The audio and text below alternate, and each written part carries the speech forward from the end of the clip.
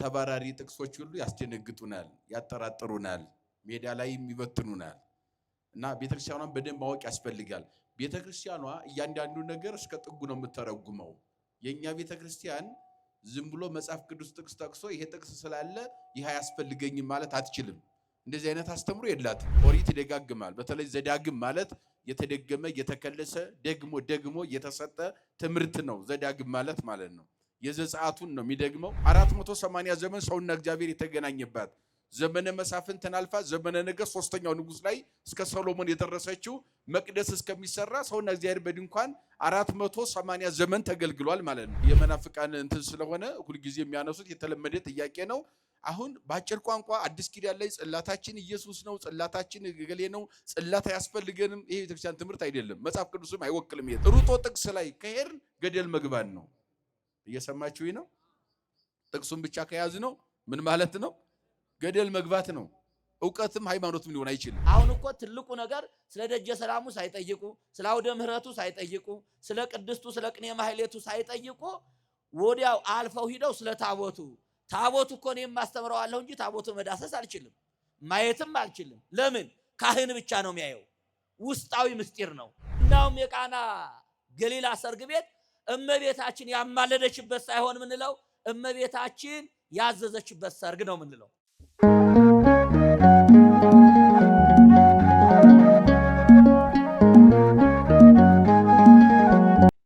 እሺ፣ እንደምን ሰነበታችሁ መምህራን? እንደምን ከረማችሁ? እነሱን አሁን ሰላም እያልኩ ያለሁት እናንተን ቅድም ብያለሁ እንዴ? እንኳን አደረሳችሁ። እናንተ አትሏቸውም እንዴ? በዓል አልነበር እንዴ?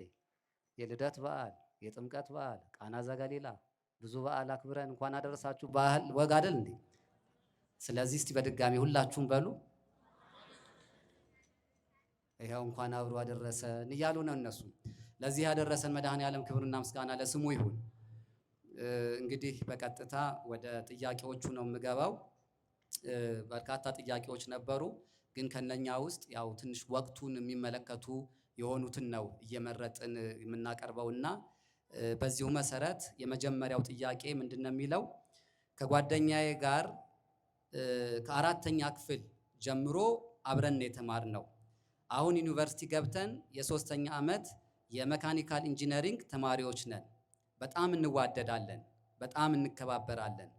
ባለፈው ጥር 11 ቀን የሚከበረውን የጥምቀት በዓልና በማግስቱ ደግሞ ጥር 12 የሚከበረውን የቃና ዘገሊላ በዓልን እንደ ቀድሞ አብረን እናከብራለን ስለው ደስ አላለውም። ምን ሆነህ ነው ስለው ጥያቄዎች አሉኝ አለ። እኔም ምንድናቸው አልኩት። አንደኛ ጥር 11 የሚከበረው የጥምቀት በዓል በአብዛኛው ታቦታቱን ማክበር ነው።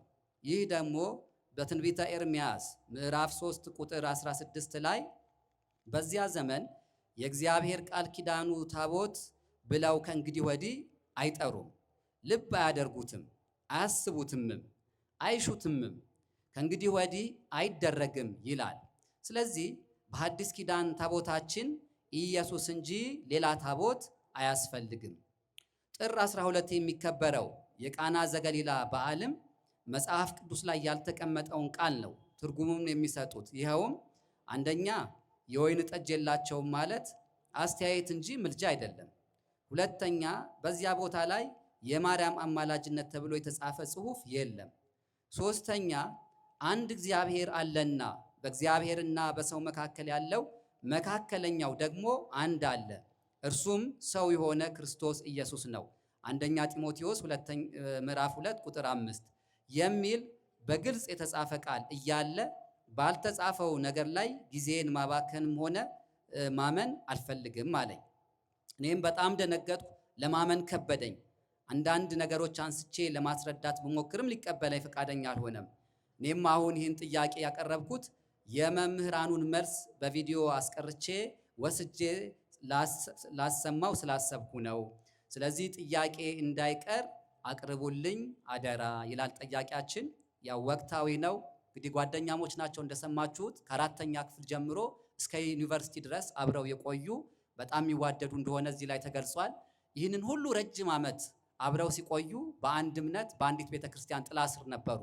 ነገር ግን ዘንድሮ ነው ይህን ጥያቄ እንደተለመደው የጥምቀት በዓልና የቃና ዘገሊላን በዓል አብረን እናከብራለን ብሎ ሲለው ልጁ ደስተኛ አልሆነም። ምን ሆነሃል ሲለው ነው እንግዲህ ይህን ጥያቄ ያስከተለው። ባጭሩ ታቦትም እንደማያስፈልግ የቃና ዘገሊላ በዓልም አሁን እዚህ ላይ እንደተዘረዘረው ትክክል እንዳልሆነ ነው ያስቀመጠውና መምህራን ለዚህ ምን መልስ ይሰጣሉ የሚለውን ነው። በቀጥታ የመጀመሪያውን መልስ የሚሰጡን ሊቀ ሊቃውንት ይሆናሉ ማለት ነው።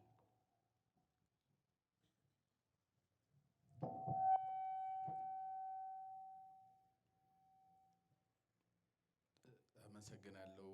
ክቡር አባታችን መላከ ሰላም ዶክተር ቆሞስ አባ ጴጥሮስ የቤተክርስቲያናችን የገዳማችን የስብከተ ወንጌል ኃላፊ፣ ክቡር መምህራችን መጋቤ ብሉይ መምህር አይምሮ ዘውዴ፣ እንዲሁም ደግሞ አባቶቻችን አበው መነኮሳት፣ ሊቃውንተ ቤተክርስቲያን፣ መምህራን፣ ቀሳውስት፣ እንዲሁም ዲያቆናት፣ መዘምራን፣ የእግዚአብሔር ቤተሰቦች፣ አባቶች፣ እናቶች፣ ወንድሞች፣ እህቶች በእግዚአብሔር ስም እንደምን ዋላችሁ? እንግዲህ ያው ጥያቄውን ሰምታችኋል። ተደራራቢ ጥያቄዎች ናቸው። በተቻለ መጠን ለየት አድርገን ለመመለስ እንሞክራለን። እግዚአብሔር ምስጢሩን ይግለጥልን። እንግዲህ ያው በመጀመሪያ ደረጃ ያው የታቦት ጉዳይ ነው መሰለኝ የተነሳው። ከዚያ ከታቦት እንነሳና መሰረታዊ ነገሩ አሁን እንደዚህ በትውልዱ ላይ እየተነሱ ያሉ ጥያቄዎች ትውልዱን ግራ እያጋቡ ያለው ነገር ወይ በደንብ በስለን እምነቱን አናቀውም ወይም በደንብ አላዋቂም አይደለንም። እንደው ለብ መካከል ላይ ሆነን ትልቁ ፈተና የሆነብን ያ ነው። የኢትዮጵያ ኦርቶዶክስ ተዋሕዶ ቤተክርስቲያንን በወርድና በቁመቷ ልክ ተረድቶ መኖር ትክክለኛው ክርስትና ነው። ከዚያ ውጭ ግን ተባራሪ ጥቅሶች ሁሉ ያስደነግጡናል፣ ያጠራጥሩናል፣ ሜዳ ላይ ይበትኑናል እና ቤተክርስቲያኗን በደንብ ማወቅ ያስፈልጋል። ቤተክርስቲያኗ እያንዳንዱ ነገር እስከ ጥጉ ነው የምተረጉመው። የኛ ቤተክርስቲያን ዝም ብሎ መጽሐፍ ቅዱስ ጥቅስ ጠቅሶ ይሄ ጥቅስ ስላለ ይሄ አያስፈልገኝም ማለት አትችልም። እንደዚህ አይነት አስተምሮ የላትም። አንድ ጥቅስ የሚፈልገውን ነገር ሰው ነጥቆ ወስዶ ያንን አንጠልጥሎ ይሄ ብቻ በቂ ነው ከዚህ ውጪ ያልተጻፈ አልቀበልም የሚለው እሱ ዝም ብሎ ለብ የሆነ የኑሮ ዘይቤ የእምነቱን ልክና መጠን በደንብ አለመረዳትን ነው የሚያሳየው ማለት ነው። በመጀመሪያ በመሰረተ ነገሩ መጽሐፍ ቅዱስን ስንመለከተው በብሉይ ኪዳን የመጀመሪያው ጽላት የተሰጠው ለሙሴ እንደሆነ ይታወቃል። ጥቅስ ካስፈለገ ኦሪት ዘጸአት ምዕራፍ 31ን ማየት ነው። የተጀመረው በምዕራፍ 31 ላይ ነው። በተራራው ላይ ሙሴ ወደ ተራራው ወጣ፣ 40 መዓልት 40 ሌሊት በዚያ ጾመ። 40 መዓልት 40 ሌሊት ጾሙን ከጨረሰ በኋላ ሶስት መሰረታዊ ነገሮች ለሙሴ እንደተሰጡ ይታወቃል። ጾመ ሙሴ አርገ ሙሴ ውስተ ደብረ ኮሬብ ወበህየ ጾመ 40 መዓልተ ወ40 ሌሊት። ወደ ተራራው ወጣ፣ ወደ ኮሬብ ተራራ። ሙሴ በዚህ 40 መዓልት 40 ሌሊት ጾመ። ወውሃቦ ጽላተ ዘሕግ፣ ሕግ ያለበት ጽላትን ወይም የሕግ ጽላትን ሰጠው። በውስጡ የተጻፈ ስርዓት ሕግ አድርግ አታድርግ የሚል ሕግ የተጻፈበትን ሕግ ሰጠው ነው። በዘዳግም ምዕራፍ 9 ቁጥር 9 ላይ ይሄ ሐሳብ ተደግሞ እናገኘዋለን። ኦሪት ይደጋግማል። በተለይ ዘዳግም ማለት የተደገመ የተከለሰ ደግሞ የተሰጠ ትምህርት ነው። ዘዳግም ማለት ነው። የዘጸአቱን ነው የሚደግመው፣ የዘሌዋውያንን ነው የሚደግመው። አብዝቶ በዚህ ላይ ደግመ አስተምራቸው። ምክንያቱም ቀድሞ የነበረው ጥንቅቅ አድርጎ ሕጉን የሚያውቀው በምድረ በዳ የነበሩ ምእመናን ያስተማርካቸው የነገርካቸው አዛውንቱ እናቶች አባቶች እየሞቱ ነው፣ እያለፉ ነው። አዲስ ትውልድ እየተፈጠረ ነው። ይህ አዲሱ ትውልድ ለብ ስለሆነ በደንብ ጥልቅ የሆነ ዕውቀት ስለ እምነቱ ስለ ስርዓቱ ስለተሰጠው ሕግ ስለሌለው ደግመህ አስተምር ስላለው ዘዳግም ተብሏል።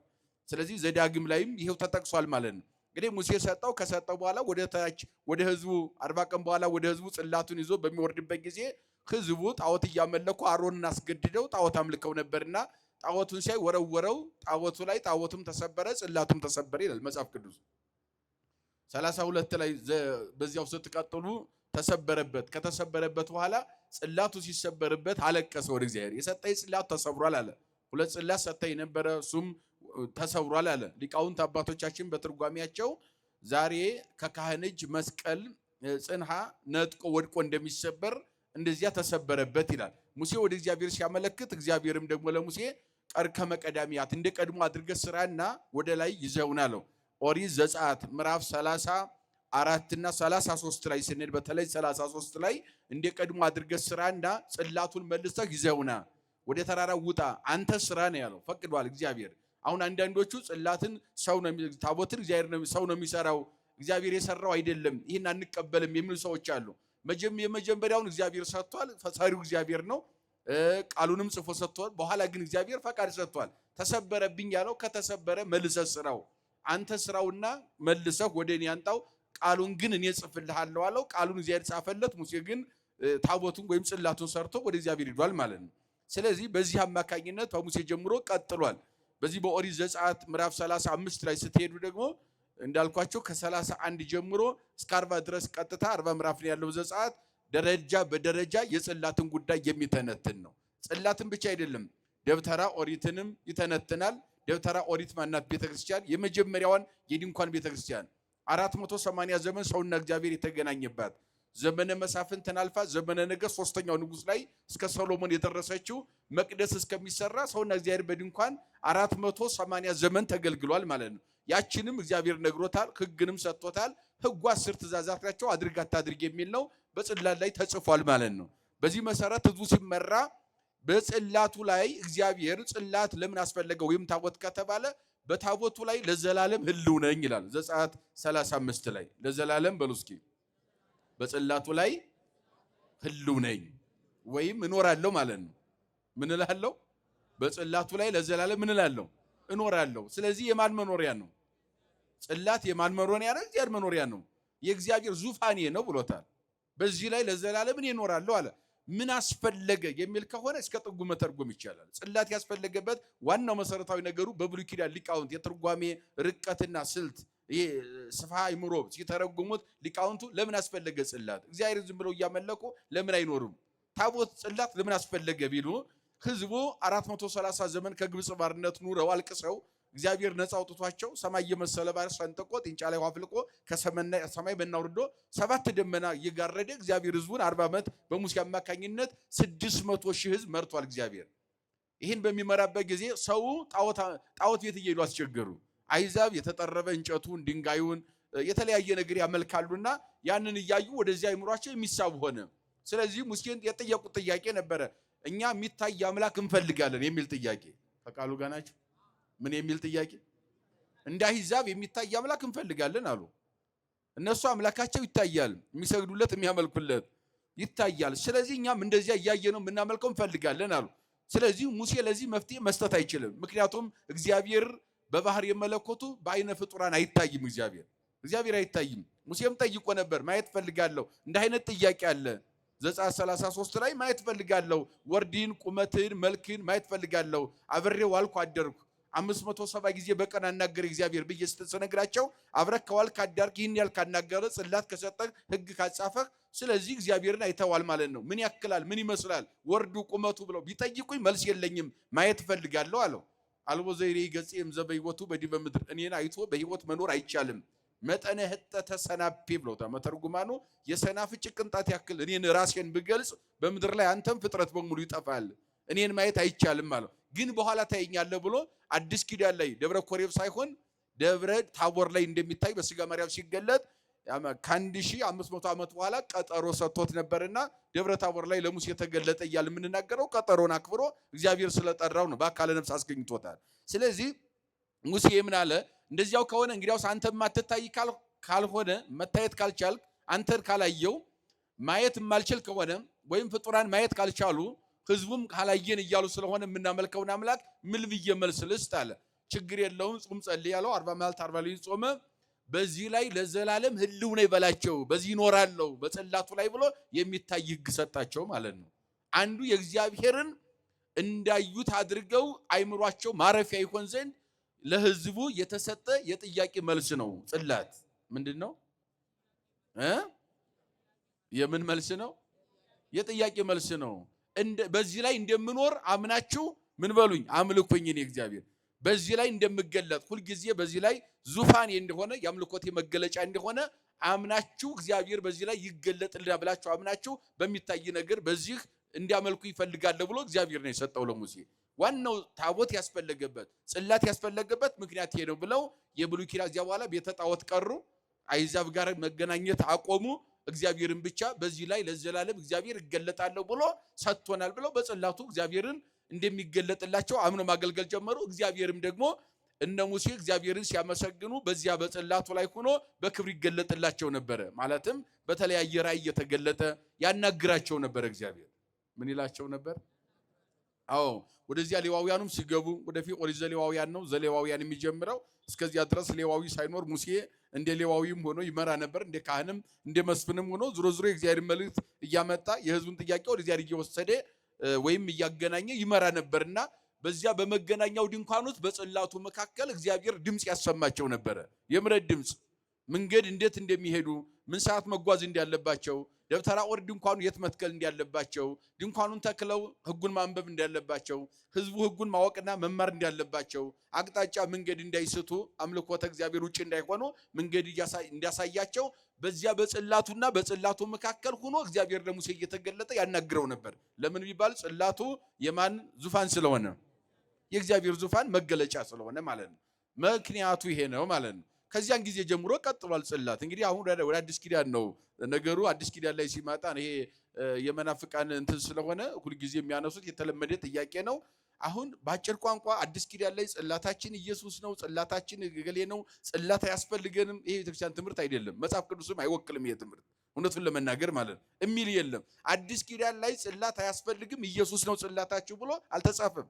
አሁን በጠቀሱት ጥቅስ ላይ ኤርሚያስንም ስንመለከተው ቅድመ ልደተ ክርስቶስ 620 ዓመት ዓለም ላይ የነበረ ነብይ ነው ኢሳይያስ።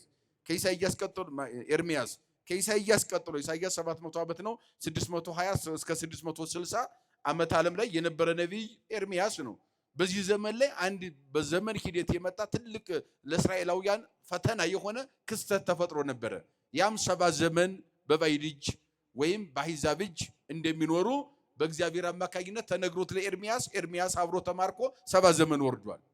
አሁን እዚህ ላይ መጽሐፍ ቅዱስ ቅድም እንዲያልኳችሁ በጥቅስና በገጸ ንባብ ይህን አማርኛውን ብቻ አንብበን በደንብ ልንረዳው አንችልም። ጠለቅ ብሎ መጥቆና ረቆ ሂዶ መጠየቅና መማር መመራመር ያስፈልገዋል። እንኳን መጽሐፍ ቅዱስ ሰማያዊ ሕገ መንግስት መለኮታዊ መመሪያ የሆነው መጽሐፍ ቅዱስ አይደለም ቀርቶ ምድራዊ ሕግ እንኳን ሰዎች ተስማምተው ያረቀቁት ሕግ እንኳን ውስጠ ደንብ እንኳን ጥናት ያስፈልገዋል። ርቆ መሄድ ይጠይቃል። መመራመር ያስፈልጋል። ግራና ቀኙን ማየት ያስፈልጋል። ለምን ኤርሚያስ ይሄንን ጽላቱን ከዚህ በኋላ አይፈልጉትም፣ ታቦቱን አይጠቀሙበትም፣ አለ ብለው ማያስቡትም ብሎ ኤርሚያስ ለምን ተናገረ ከማለታችን በፊት በኤርሚያስ ዘመን ይህንን የሚያስብል ምን ተፈጥሮ ነበር የሚለውን መጽሐፍ ቅዱስ ሐሳብ መረዳት ያስፈልጋል። ሩጦ ጥቅስ ላይ ከሄድን ገደል መግባት ነው። እየሰማችሁኝ ነው? ጥቅሱን ብቻ ከያዝ ነው ምን ማለት ነው? ገደል መግባት ነው። እውቀትም ሃይማኖትም ሊሆን አይችልም። ስለዚህ ለምን ነበረ ወደዚህ ሐሳብ ይሄ ሐሳብ የተጻፈበት ዓላማው ምን ነበረ? ኤርሚያስ የተናገረው ለምን ነበረ የሚለውን 70 ዘመን ይማረካሉ ሕዝብ በድለውኛል አለ እግዚአብሔር። ስለዚህ ቅጣቱን 70 ዓመት ሙሉ ፋርስ ባቢሎን ይወርዳሉ፣ በአሕዛብ ምድር ይኖራሉ። የሚያዩት የቃል ኪዳኑ ታቦት ከነሱ ይለያል። በርኩሰታቸው ምክንያት ከዚህ ከታቦቱ ጋር አብረው እንዲኖሩ አልፈቅድም አለ እግዚአብሔር። በአንጻሩ እንደገና የዕጣኑ መዓዛ ይናፍቃቸዋል፣ መቅደሱ ይፈርሳል አለ። ጽላት ብቻ አይደለም የተቀበረው፣ መቅደስ ፈርሷል። መጻሕፍት ሁሉ ተቃጥለዋል። የሙሴ መጻሕፍት በአጠቃላይ ተቃጥለዋል። መጽሐፍ የለም እዚያ ዘመን ላይ። ምክንያቱም ከሙሴ ጀምሮ ወደ በዕዝራ ሱቱኤል እንደተጠቀሰው ወደ 24 የብሉይ ኪዳን መጻሕፍት ነበሩ ከሙሴ እስከ ኤርሚያስ የነበሩ እነኛ ሁሉ በሙሉ ተቃጥለው መቅደሱ ሙሉ በሙሉ ፈርሶ ከዚያ በኋላ ንዋየ ቅድሳቱን ሁሉ መጣያተው በመንፈቀ ሌሊት ተማርከው እስራኤል ሲወርዱ እግዚአብሔር ለኤርሚያስ ተገለጠነትና የቃል ኪዳኑን ታቦት ንዋየ ቅድሳቱን ማዕጠንተ ወርቁን አልባሳቱን ሁሉ በአንድ ላይ አድርገህ አወፍያ ለምድር አደራ ስጣት። አወፍዮ ለፀሐይ ይላል ቅዱስ ያሬድ በድጓው ላይ። እነሆ ለምድር አደራ ስጣት። በዚህ በኅዳር ጽዮን ድጓው ላይ እንደው አወፍዮ ለፀሐይ ይላል። ፀሐይ ምድር፣ ምድር ፀሐይ ብሎ ይተረጉማልና ለምድር ስጣት ማለት ምድር ውስጥ ቅበረው ብሎታል። ንዋየ ቅድሳቱን በሙሉ ጽላቱንም ታቦቱን ጨምሮ ቅበረው፣ ለምድር አደራ ስጣት አለው። ቀበረ ይላል። ቀብሮት ሄደ። እዚያ በኋላ አያስቡትም። ስለዚህ አሁን ከዚህ በኋላ አይጠቀሙበትም የሚለው ሐሳብ ለ70 ዘመን እንጂ ለዚህ ዘመን አይደለም የተነገረው። 70 ዘመን ሙሉ ከዚህ በኋላ ስለዚህ የሚያስቡበት ሰዓት የለም። ምክንያቱም ጣዖት በሚመለክበት ምድር በአሕዛብ ምድር ይኖራሉ ብሎ ነገረው፣ ለምድር አደራ ሰጣት። በዕዝራ ሱቱኤል ላይ ምዕራፍ 12 11 ላይ እንደተገለጠው ሊቃውንት አባቶቻችን ምዕራፍ 9 ላይ ገልጸውታል። ተማርከው ሲሄዱ ለምድር አደራ ሰጣት ማለት ምድርን ቆፈረና ይሄንን እግዚአብሔር አደራ ስጥ ብሎኛል ብሎ ጽላቱንም ንዋየ ቅድሳቱን ሁሉ ቀብሮት ሄዱ፣ ተሰደዱ ይላል። ከሰባ ዘመን በኋላ ተመልሰው ሲመጡ በዕዝራ ላይ እንደተገለጠው ምድርን አንቺ የተሰጠሽን አደራ ሲላት አደራዋን አውጥታ ሰጥታለች ይላል። ጽላት ቀጥሏል ማለት ነው። ታቦት ቀጥሏል ማለት ነው። እና ጫፍ ይዘው ስለሚሄዱ ነው እንጂ ኤርሚያስ ይሄን ለዘላለም አላል። እግዚአብሔር ግን ታቦቱ ጽላቱ ለዘላለም መኖሪያዬ ነው ያለው እንጂ ለብሉይ ኪዳን ለሐዲስ ኪዳን የሚል ነገር የለውም። እየሰማችሁኝ ነው? ለምን የሚል የለም? ለብሉይ ኪዳን ብቻ የሚል እስኪ መጽሐፍ ቅዱስ ይጥቀሱ። ማንም ይጥቀሱ። ከየት ይመጣል? የለም። ለዘላለም እልው ነው። ይሄ ዙፋኔ ነው፣ ለዘላለም የምመለክበት የአምልኮቴ መገለጫ ነው ብሎ መጽሐፍ ቅዱስ አስቀምጦ ለአዲስ ኪዳን አይሰራም፣ ለብሉይ ኪዳን አይሰራም። ወሳኙ ማን ነው? እግዚአብሔር ብቻ ነው በዚህ ጉዳይ ላይ ሊወስን የሚችለው። ደግሞም በአንጻሩ መጽሐፍ ቅዱስንም በደንብ መረዳት ሲባል ብሉይ ኪዳንን የኢትዮጵያ ኦርቶዶክስ ተዋሕዶ ቤተክርስቲያን የምትጠቀመው በሶስት አይነት መንገድ ታስተናግደዋለች ብሉይ ኪዳንን። ሌላው ተንጠልጥሎ ዝም ብሎ አዲስ ኪዳን ላይ የሚዘፍን ዓለም ነው ያለው። ዝም ብሎ መሰረት የሌለው ቤት ማህፀን ሳይኖር መቼም ጽንስ የለም። መጀመሪያ ስለ ጽንስ ለማውራት ምን ያስፈልጋል? ኧረ ንገሩኝ። ምን ያስፈልጋል? ማህፀን ያስፈልጋል። ብሉይ ኪዳን ሳታወራ አዲስ ኪዳን ምን ታወራለህ? ብሉይ ሳትል እኮ አዲስ የሚል ቋንቋ ራሱ የለም፣ አይስማማም ቋንቋው ራሱ። ለምን ሲባል ብሉይ ኪዳን ምንድነው ከተባለ መሰረት ነው፣ ጽንስ ነው። አዲስ ኪዳን ደግሞ ሊቃውንት ምን አሉ? አዲስ ኪዳን ጽንስ ነው፣ ብሉይ ኪዳን ማህፀን ነው አሉ። ብሉይ ኪዳን ጥላ ነው አሉ፣ ቀድሞ የሚመጣ ማለት ነው። ጥላ ሰው ቤት ውስጥ ሆኖ ሰው ተቀምጦ ሳለ ከውጭ ሌላ ሰው ቢመጣ ቀድሞ የሚታየው አካሉ አይደለም፣ የሰውየው ምኑ ነው የሚታየው? ጥላው ነው። ከዚያ ቀጥሎ አካሉ ይታያል። ቀጥሎ ሰውየው ወደ ቤት ሲመጣ ብሉይ ኪዳን ቀድሞ መጣ። ዓለምን እያስተማረ እያጽናና ቆየ። ዓለም እየተጽናና ተስፋ መስቀል ተሰበከበት። ነገረ ድነት እንደሚገለጥ፣ የተዘጋ በር እንደሚከፈት፣ ጨለማ እንደሚወገድ፣ ክርስቶስ በለቢሰ ሥጋ አምላክ እንደሚገለጥ እየተነገረ 5500 ዘመን ቆየ። በዘመን ሂደት በነቢያት አበው ተነገረ። ያ ምን ተባለ? ጥላ ተባለ። ቀድሞ የመጣ ማለት ነው። አካሉ የተባለው አዲስ ኪዳን ነው። ክርስቶስ ከድንግል ሲወለድ ብሉይ ኪዳን ከአዲስ ተወለደ ማለት ነው። አዲስ ከብሉይ ኪዳን ተወልዶ ተገለጠ ማለት ነው። በኪደተ እግር ክርስቶስ ዓለምን ዙሮ እንዲያስተማረ ተገልጦ አምላክ ሰው ሆኖ እንደተገለጠ አዲስ ኪዳን ደግሞ በገሃድ ወረደ፣ የተወለደ ዓለም ዳነ ብሎ ከብሉይ ኪዳን ተወልዶ አዲስ ኪዳን ተሰበከ ማለት ነው። ስለዚህ የእኛ ቤተክርስቲያን ብሉይ ኪዳንን በሶስት አይነት መንገድ ታስተናግዳለች። በስንት አይነት? በስንት አይነት?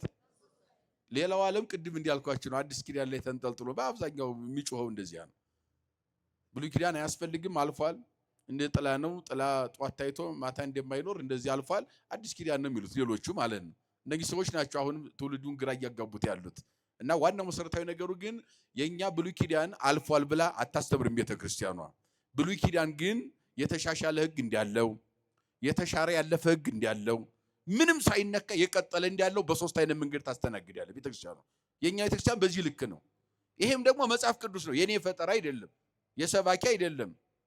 ወይም ሰባኪ እንዲመቸው አይደለም የሚሰበከው። የምናስተምረው ለዚህ አይደለም፣ ሰዎች እንዲቀበሉን ለማባበልም አይደለም። በግልጽ ቋንቋ ሰማይና ምድርን የፈጠረ መድኃኔዓለም በለቢሰ ሥጋ በተዋህዶ ተገለጠ በኋላ ወቀደሳ ለሀገር በኪደተ ልቁ እንደተናገረው እየተመላለሰ ዓለምን ሲያስተምር አንዱ ዋናው መሰረታዊ ነገሩ ብሉይ ኪዳን ላይ ግራ የተጋቡ ሰዎች በስተው ስለነበረ አስረግጦ በአንቀጸ ብፁዓን ወይም በማቴዎስ ወንጌል ምዕራፍ 5 ላይ ጥንቅቅ አድርጎ አስቀምጦልናል። ይህን መነሻ አድርጋ ነው የኛ ቤተክርስቲያን የምትጓዘው መጽሐፍ ቅዱስን። በዚህ ላይ የተሻሻለ ሕግ አለ። ምን ያለ ሕግ አለ? የተሻሻለ ሕግ አለ። እንደገናም ደግሞ ያሳለፈው ሕግ አለ፣ የማያስፈልግ ማለት ነው። ያሳለፈው ሕግ አለ፣ ያሻሻለው ሕግ አለ፣ ተሻሽሎ የቀጠለ ማለት ነው። ጨርሶ ሳይነካ ደግሞ የቀጠለ አለ። መጀመሪያ ምን ያለው አለ አልኳቸው? የተሻሻለ ሕግ አለ። ሁለተኛ ምን ያለ አለ? ጨርሶ ምን ያለ? ያሳለፈው ሕግ አለ። ሶስተኛው ምን አይነት ሕግ አለ? ሳይነካካ ምን ያለ? ቀጥታ የቀጠለ ያስቀጠለው ሕግ አለ መድኃኔዓለም። ይህንን ተከትላ የኛ ቤተክርስቲያን ብሉይና ሐዲስን አስማምታ የምትተረጎም የምታስተምረው ብሉይ ኪዳንን በዚህ መንገድ ነው። ለምሳሌ እንደው ትንሽ ልጥቀስላችሁና ጨርሶ ያለፈው ምንድነው የማያስፈልግ እዚህ አዲስ ኪዳን ላይ አሁን ባለንበት ሰዓት ላይ የማያስፈልግ ምንድነው ከተባለ ለምሳሌ ግዝረት አያስፈልግም። ምን አያስፈልግም? ግዝረታውን ዓለም ለስጋ ሸለፈት ሊጠቀመው ላይጠቀመው ይችላል። ለጽድቅና ለኩነኔ ግን ግዝረት ጥቅም የለውም። በብሉይ ኪዳን ግን አብርሃም አባታችን ከኦሪት ዘፍጥረት 22 ጀምሮ ስታነቦ የመጀመሪያ ልጆችን ገረዝ። ይሄ መለያ ነው። የኔ መሆናችሁ የኔ አማኝ የእግዚአብሔር ሕዝብ የምትባሉት መለያችሁ የምልክታችሁ ብሎ በግዝረት እንዲገዘሩ ልጆቹ አድርጎታል። አገልጋዮች ሁሉ እንዲገዘሩ ብሎ እግዚአብሔር ነግሮታል። በዚያ መሰረት የተገዘረው ሁሉ የእግዚአብሔር ሕዝብ ይባላል። እግዚአብሔር የሚያው ዛሬ ክርስቲያን እንደምንባለው ተጠምቀን ማለት። ስለዚህ ያ ግዝረት እዚያ ላይ አዲስ ኪዳን ላይ ስንመጣ ግን ጥምቀት እንጂ ግዝረት ጥቅም የለውም። ምክንያቱም ግዝረት በምን ተተክቷል? ንገሩኝ። ዘመኑም ጥምቀት ነው አይደለ? በምን ተተክቷል? አሁን እኛ በግዝረት ሳይሆን የክርስቶስ ልጅ የምንሆነው በምንድን ነው? ስለዚህ የክርስቶስ አካል የምንሆነው ክርስቲያን የምንባለው በግዝረት ሳይሆን በምንድን ነው? ስለዚህ ግዝረት ቆሟል ማለት ነው። አሁን ግዝረት እዚህ ላይ ምን ጥቅም የለውም። ይሄ አልፏል ብንል ጥሩ ነው። አበጥሮ ማስተማር ያስፈልጋል። እንደኛ ቤተክርስቲያን ያልኩት ለዚያ ነው። በቃ ግዝረት አልፏል። ግዝረታችን በአዲስ ኪዳን የክርስቶስ የምንሆነው በጥምቀታችን ነው ብለን እንደዚህ አድርጎ ማስቀመጥ ይቻላል። እንዲህ አይነት ነገሮች። ሌላው ሁለተኛው የብሉይ ኪዳን መስዋዕት አልፏል። መስዋዕት አሁን በግም ፍየልም ላምም በሬም ጓለ ርግብ ይሄ ዋኖስ ይሄ ሁሉ አያስፈልግም። በኦሪት ዘሌዋውያን ምዕራፍ 1 ላይ የተጠቀሰው ማለት ነው። እነኚህ ሁሉ በብሉይ ኪዳን ሰዎች ከእግዚአብሔር ጋር ለመታረቅ ኃጢአታቸው ተወግዶላቸው የእግዚአብሔር ለመሆን እንደገናም ደግሞ የአራባን ቸነፈር የተለያየ መከራ እንዳይደርስባቸው ሕመም ደዌ እንዳይመጣባቸው የሚሰዉ መስዋዕቶች እነዚህ ጊዜያዊ ርቅ የሚያሰጡ እነኚህ ሁሉ ነበሩ። አሁን ያ ሁሉ በግ አያስፈልግም። አማናዊ በግ ክርስቶስ መቅደሱ ገብቷል ማለት ነው። ስለዚህ አሁን የምንድነው አማናዊ መስዋዕት የዳነው አሁንም ስጋው ደሙ እየተቀበል የምንድነው በአማናዊ በግ በእግዚአብሔር በግ በማን ብቻ ነው? በኢየሱስ ክርስቶስ ብቻ ነው። ሌላ በግ አያስፈልገንም ማለት ነው። ሌላ በግ መቅደሳችን አይገባም ማለት ነው። የበግና የፍየል ስጋና ደም አያስፈልገንም። የክርስቶስ ስጋና ደም መቅደሱ ገብቷል። እኒሄ አልፏል። አሁን በግ አያስፈልገንም። በጋችን ክርስቶስ ነው የቀራንዮ በግ ብለን ይሄንን ታስተምራ ቤተክርስቲያን። እንዲህ አይነቶቹ ያለፉት የምንላቸው ለዚህ ነው። በቅዳሴያችን ላይ አባ ሕርያቆስ ሲናገር አኮ ከመስዋዕቶሙ ለቀደምት አበው ዘበደመ በግ ወሐርጌ ወላሂም አላሳቱ ወቱ እንደ ቀድሞ አባቶቻችን መስዋዕት የአሁኑ መስዋዕታችን እንደ አባቶቻችን መስዋዕት አይደለም። በበግ በላም እንደዚያ የሚሰዋ አይደለም አለ። እሳት ነው አለ። እሳትነቱም ለማያምኑ ሳያምኑ ቢቀበሉ ፍርድ የሚያሰጥ እሳት ነው። እንደ አምነው ለሚቀበሉም ደግሞ ልባቸው ለቀና ደግሞ የሕይወት እሳት ነው፣ ኃጢአትን ያቃጥላል፣ ለነሱ ሕይወት ይሆናል ተብሎ ተነግሯል። ይሄንን ነግሮናል። ሌላው ደግሞ የተሻሻሉ ሕጎች የምንላቸው ደግሞ አሁን ስለ ፍቅረ ቢጽና ፍቅረ እግዚአብሔር እነሱን አሻሽሏቸዋል። እንደገና ደግሞ ስለ መርገም አሻሽሏቸዋል። በጥቅሉ ጊዜያችን ላለመፍጀት የማቴዎስ ወንጌል ምዕራፍ 5ን ቤታቸው አንብቡት። ብሉይ ኪዳንን የቤተክርስቲያን የኛ ቤተክርስቲያን እንዴት ማስተናገድ በሶስት አይነት መንገድ እንዳለበት። ሌላው ያልተሻሩ የምንለው ለምሳሌ ትእዛዛተ ኦሪት አልተሻሩም።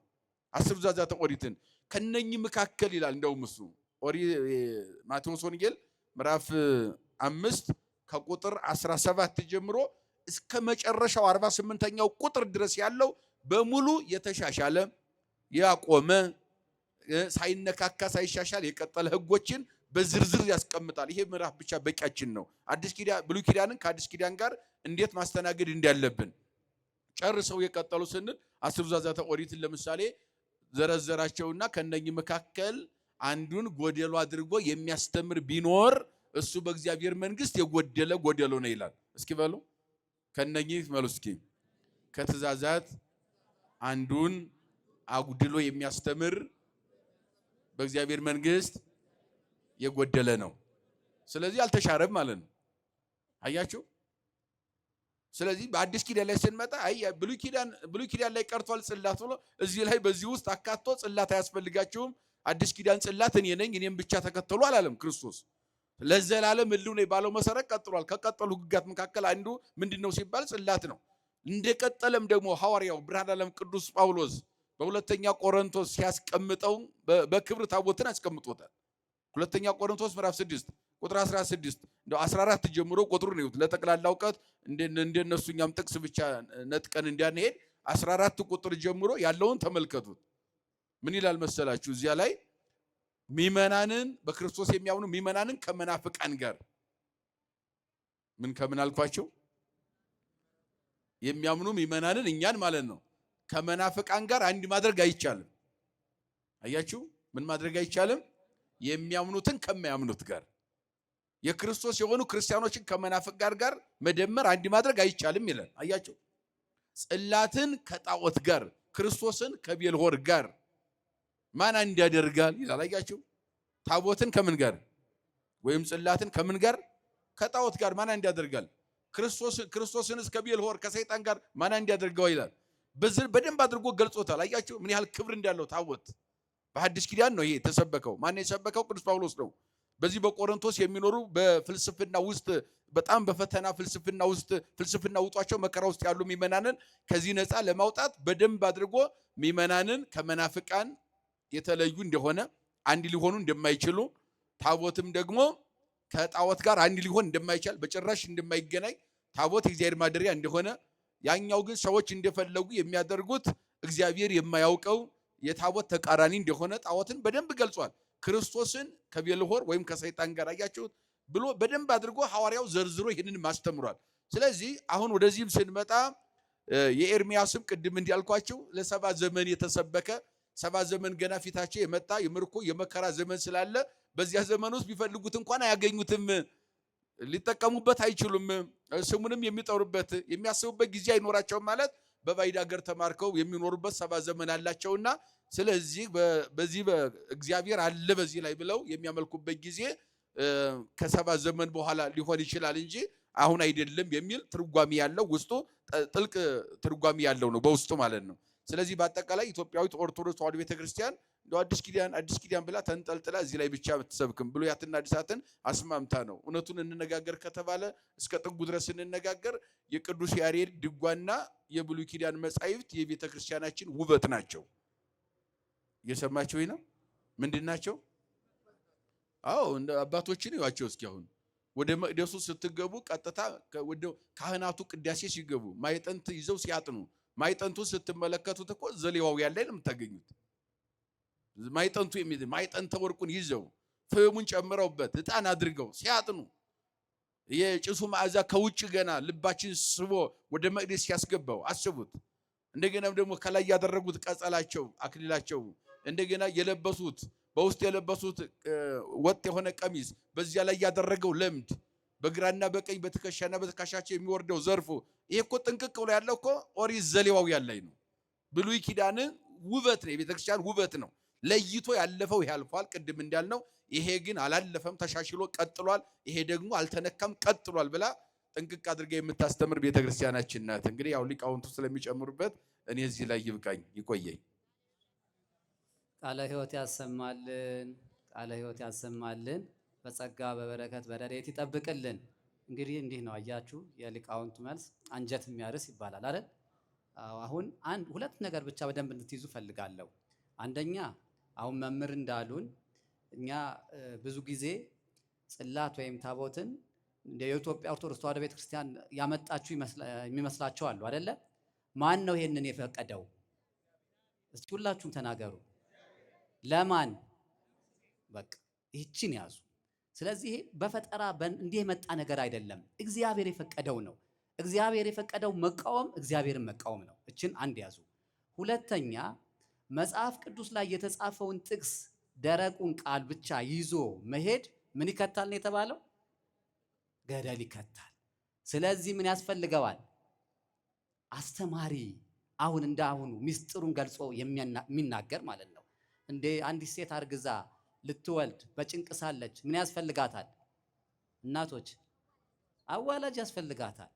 ስለዚህ ያረገዘውን የሚያዋልድ ከዛ በኋላ ዘር ቃሉን እንደዚህ ተንትኖ የሚያስረዳ ያስፈልጋል። እና አንድ ጥቅስ ሲሰጧችሁ እንዳትደናገጡ፣ ያ የሚብራራ ነው፣ ምስጢር ያለው ነው። ለምንድን ነው በኤርሚያስ ላይ ያ የተነገረው? በወቅቱ የተነገረው ነው። አስረዱ መምህር። ስለዚህ እችን በደንብ ጠንቅቃችሁ እንድትይዙ ነው። በድጋሜ ለመምህራችን ቃለ ሕይወት ያሰማልን። እንግዲህ አሁን የዚህ የገና ጀንበር በጊዜ ይመሻል። አሁን የጨለመ ይመስላል። ጠዋት ላይ ደግሞ ነክቶ ራሱ ጨለማ ነው አይደለ? ስለዚህ በጣም የመሸ እንዳይመስላችሁ ጊዜ ነው፣ እንድትረጋጉ ነው። ያው ሰዓቱን ለመጠቀም ግን አሁን ምን እናድርግ? ሁለተኛውን ጥያቄ የቃና ዘገሊላውን ደግሞ ወደ መጋቤ ብሉይ እንውሰድ። ምክንያቱም ቶሎ ያለውን ሶስተኛ ጥያቄ ስላለ እኩል ለማድረግ ብዬ ነው። ይሻላል አይደል? እሺ። ስለዚህ አሁን በቀጥታ ወደ መጋቤ ብሉይ። ቃለ ሕይወት ያሰማልን ክቡር ሊቀ ሊቃውንት ክቡር አባታችን። እንግዲህ ክቡር ሊቀ ሊቃውንት በሚገባ በንባብ በትርጓሜ በምስጢር በሚገባ አስረድተውናል። እንደ ሁለት ነገር ጨምሬ ለመድ የጎደለ ሐሳብ ኑሮ ሳይሆን እንደ ማሳሰቢያ እንድትይዙ ነው። እግዚአብሔር በእጆቹ ሁለት ነገሮችን ሰርቷል። እግዚአብሔር የእጁን ሥራ አያፈርስም። ኦሪት ዘፍጥረት ምዕራፍ 2 ቁጥር 7 ላይ ስታነቡ እግዚአብሔር የሰውን ልጅ ከመሬት አፈር ሰራው ይላል። መዝሙረኛው ዳዊት ደግሞ እጆች ሰሩኝ ይላል። ስለዚህ ሰው የማን ስሪት ነው ማለት ነው? በእግዚአብሔር እጅ የተሰራ ነው። ቅድም በተጠቀሰው ዘዳግም 9:9 ላይ ሙሴ ምን ብሎ ይናገራል? በእግዚአብሔር በጣቱ ሕግጋቱን የጻፈባቸው 2 የድንጋይ ጽላት ሰጠኝ ይላል። ማን የሰራቸው ታቦታቱን ወይም ጽላቶቹን ማን ነው የሰራቸው? ስለዚህ እግዚአብሔር በእጁ ከሰራቸው እኒህ የዘላለም ሕጎች ናቸው። ቅድም እንደተባለው አዳምና ሔዋንን እግዚአብሔር አንድ ጊዜ ፈጠረ። አዳምን ከመሬት ሔዋንን ከአዳም ጎን ፈጠረ። ከዚያ በኋላ አዳምና ሔዋንን እግዚአብሔር ሲፈጥር ነው የኖረው ነው ወይ? እንዴት ነው ከዚያ በኋላ ትውልድ የቀጠለው? ብዙ ተባዙ ምድርን ሙሉ አለና ሴትና ወንድ ካረጋቸው በኋላ እየቀጠሉ እንዲሄዱ ነው ያደረገው። ለሙሴ የቃል ኪዳኑን ታቦት ሰጠው። ከሰጠው በኋላ ምን አደረገው? ከተሰበረበት በኋላ እንደቀደም አድርገህ እየሰራህ እሱ ሲሰራ እግዚአብሔር ቃሉን እየጻፈ የቃል ኪዳኑ ታቦት ቀጣይ እንደሆነ በሐዲስ ኪዳን ቅዱስ ጳውሎስም እንዳስተማረው ቅድም እንደተጠቀሰው በዚህ አይነት አግባብ ስለሆነ በተደጋጋሚ የሚነሳ ጥያቄ ስለሆነ የዚህ ጥያቄ ማያዳግም መልስ ስለሰጡ በጣም መልካም ነው። ሌላው ማስመር የምፈልግበት ትንቢተ ኤርምያስ ምዕራፍ 3 ቁጥር 16 ላይ ያለው ኃይለ ቃል አያስፈልግም አልተባለም። በደንብ አድርጋችሁ አነቡት። መናፍቃን የሳቱት አያስቡትም ያሉ ምርኮኞች ናቸው። እግዚአብሔር አያስፈልግም ብሏል። ከዚህ በኋላ ታቦት አያስፈልግም አይቀጥልም ሳይሆን የተባለው ሰዎቹ በበሽታ በምርኮ በኃጢአት ምቹ ባልሆነ ሁኔታ ላይ ስላሉ አያስቡትም፣ ጊዜ የላቸውም። አንድ ጸሎት ማይጸልይ ክርስቲያን አለ።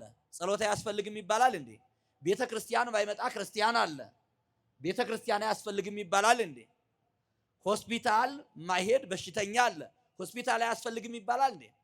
ሆስፒታል እገሌ አይሄድም ማለት አልታመመም ማለት ነው፣ ወይም አያስፈልገውም ማለት ነው እንጂ ሆስፒታል አያስፈልግም ማለት አይደለም። ቃሉ በትክክል እንደተባለው መዝሙር 136 ቁጥር 1 ደግሞ ይሄን ያስተረጉማል። ዘምሩ አላቸው እስራኤላውያንን።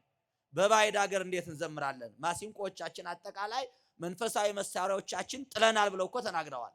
በባቢሎን ወንዞች ሳለን ጽዮንን ባሰብናት ጊዜ የቃል ኪዳኑን ታቦት ባሰብን ጊዜ በኢየሩሳሌም የምናደርገውን መንፈሳዊ ስርዓት ባሰብን ጊዜ አለቀስን ነበሩ። የአምልኮት ጊዜ ታቦተ ጽዮንን ከበው የሚዘምሩበት ጊዜ ሳይሆን የምን ጊዜ ነበር ማለት ነው? የእልቅሶ ጊዜ ነበር ማለት እንጂ ዘምሩ ሲባሉ ታቦተ ጽዮን ሳትኖር ከበሮው ሳይኖር በባዕድ ምድር፣ የባዕድ ምድር ማለት ጣዖት ባለበት ቦታ ላይ እንዴት እንዘምራለን ብለዋል። ስለዚህ በዚህ ሐሳብ መረዳት ይቻላል። ሶስተኛውና መጨረሻው ሐሳቤ ለልጁ ቪዲዮውን ወስጄ ለማሳየት ነው ብሏል ጓደኛው። በተልእኮ እንኳን በተልእኮ ትምህርት መጥቶም ምነበገባው አሁን እኮ ትልቁ ነገር ስለ ደጀ ሰላሙ ሳይጠይቁ፣ ስለ አውደ ምሕረቱ ሳይጠይቁ፣ ስለ ቅድስቱ ስለ ቅኔ ማህሌቱ ሳይጠይቁ ወዲያው አልፈው ሂደው ስለ ታቦቱ እኮ እኔም ማስተምረዋለሁ እንጂ ታቦቱ መዳሰስ አልችልም፣ ማየትም አልችልም። ለምን? ካህን ብቻ ነው የሚያየው። ውስጣዊ ምስጢር ነው። ታቦቱን ለማወቅ ስለ ታቦቱ መረዳት አስቀድሞ በቅደም ተከተል መማር ስለሚገባው ወንድሜ ይህን መልእክት የምታደርስለት አሁን ለህዝብ የምንሰጠው ጥያቄ ራሱን የቻለ ነው፣ ብዙ ሰው ስላለ።